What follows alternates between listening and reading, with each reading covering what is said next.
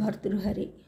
పద్మాకరం దినకరో వికచం కరోతి చంద్రో వికాసయతి కైరవ చక్రవాలం నాభ్యర్థితో జలధరోపి జలం దదాతి సంతః స్వయం పరహితే విహితాభియోగాః.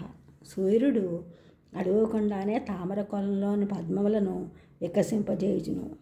చంద్రుడు అభ్యర్థింపకుండానే కలువ పువ్వులను వికసింపజేయును. మేఘములు యాచింపకుండానే జలమును ఇచ్చుచున్నవి. అట్లే సత్పురుషులు పరులకు హితమును చేకూర్చుటయందే నిమగ్నులై ఉండుటకు ఇష్టపడుతురు. సత్పురుషుల స్వభావము విలక్షణమైనది. ఒకదానిని ఆశించి చేయవారు కామ్యకర్ములని చెప్పబడుతురు. అట్లు కాక తమ దైనందిన కార్యక్రమముల ద్వారా లోకమునకు ఎనలేని మహోపకారం ఎవరి వలన కలుగునో వారినే సత్పురుషులను ప్రజలు చెప్పుకుందురు.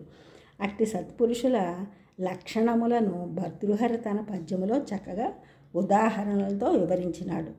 సూర్యుడు ఉదయించగానే తామర కోలంలోని పద్మములు అన్నీ వికసించుచున్నవి. సూర్యుడు ఉదయించడం నైసర్గికము దైనందిన కార్యక్రమము అయినను పద్మములు వికసించుచున్నవి. ఎట్టి ప్రయోజనమును సూర్యుడు ఆశించట్లేదు, కానీ కొలను కలకలలాడుచున్నది. ఆ పద్మములు చూచువారికి ఆహ్లాదము ప్రసాదించుచున్నవి. ఆ దృశ్యం మనోహరంగా నుండి మనసు ఎంత వ్యాకులితంగా నున్నను నిమిషములో మాయమై మనఃప్రశాంతత చేకూరును.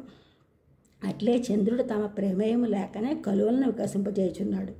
మేఘము జలమును వర్షించుట స్వభావ సిద్ధము. దానివలన భూలోకమునందులు వృక్షములు లతలు సస్యములు జంతువులు మృగములు పక్షులు మానవులు సకల ప్రాణులు అభివృద్ధి చెంది తమ తమ జీవన విధానమును చక్కగా సాగించుచున్నవి. సూర్యుడు కానీ చంద్రుడు కానీ మేఘములు కానీ తమ తమ స్వప్రయోజనములను ఆశించక తమ తమ స్వభావ సిద్ధమైన పనులే చేయుచున్నారు. దానివలన లోకమునకు మహోపకారం జరుగుతున్నది. అట్లే సత్పురుషులు తమ జీవన విధానము చేత సకల ప్రాణులకు శుభములను చేకూర్చుచున్నారు.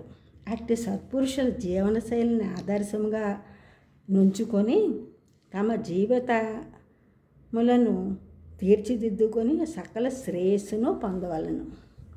ఈ ఛానల్ చూస్తున్న అందరూ కూడా సబ్స్క్రైబ్ చేయండి, షేర్ చేయండి, లైక్ చేయండి, కామెంట్ చేయండి. సబ్స్క్రైబ్ చేసిన అందరూ కూడా కృతజ్ఞతలు, షేర్ చేసిన వారు, లైక్ చేసిన వారు, కామెంట్ చేసిన అందరికీ కూడా ధన్యవాదములు.